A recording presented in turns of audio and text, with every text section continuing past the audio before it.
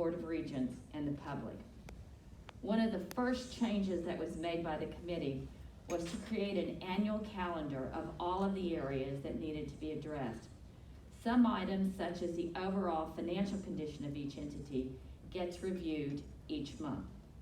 Other items are considered quarterly or biannually, such as the deferred maintenance situation, enrollment and housing, and yet others, such as the external audit and the composite financial index, are considered annually. And then there are regular deep dives into a particular topic that are conducted. Recently, we have considered areas such as athletics, debt load, and fees. As a standing matter, each campus now provides a committee with a summary of key financial highlights each month. This gives the committee instant insight into the financial condition of the campus and highlights the areas where we need to dive deeper. The internal audit function is one of the most important areas that the committee considers. Each month, the committee reviews the completed internal audits and the status of any resolving findings and concerns. Some of the most important areas that have been reviewed and brought to the committee recently include grant management and purchasing. Internal audit is one of the unsung heroes in any well-run entity, and this system has one of the best and most thorough I've seen. Charles Wright and his team do an outstanding job, and all of us should sleep better because of their efforts. Now, having laid that overarching groundwork, let me spend just a moment on where we are going and what we're working on now. First and foremost, our responsibility is monitoring the financial condition of each of the campuses. Through a lot of hard work on the part of President Harris, Ken Rowe, and Stuart Birkinshaw and their teams, OU's budget is now balanced. While the role of the Finance and Audit Committee is not to decide what areas are reduced or increased, it is our role to provide oversight and input and ensure that such measures are reasonable and properly reflected on the financial statements, and that is certainly the case. Second, one of the committee's most important functions is to ensure that the strategic plan is funded. That's the university's roadmap, and we certainly review that on a regular basis. Third, we have oversight of the bond or debt load of the university, and it is something that we consider monthly at the very least.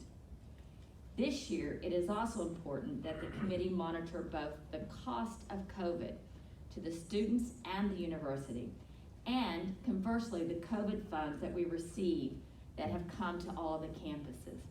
Each one of those matters have been dealt with in detail and will continue to be a focus of the committee, as well as any other matter that comes to our attention. And that is my report, Mr. Chairman. Thank you, Regent Shirley. Editorial comment from the chair, which is the chair's prerogative. I want to thank Regent Shirley for tireless and insightful effort, and her committee also. But the committee had a leader, and she took on a thankless, difficult job. Was it 2 years ago or a year ago? 2 years ago, with just a very, very almost insurmountable task in front of her. She brought discipline to the process. She's invigorated her team of other regents. They have really dug in, and there's no confusion about what's going on financially at the University of Oklahoma. We'll be getting a new chief financial officer this summer, presumably. We're all very excited about that. That will further assist us to take absolute control of the finances of the university. But it's important for the public to know that this was yeoman's work. It's much appreciated. We will have, and it probably couldn't have been done by many people. Natalie's tenaciousness in that regard is a real gift. We'll have a change as on the chair of this committee this coming year, starting effectively tomorrow. and Regent Holloway will be leading that. We have other goals for Regent Shirley. I'm sure she'll bring the same vigor to those.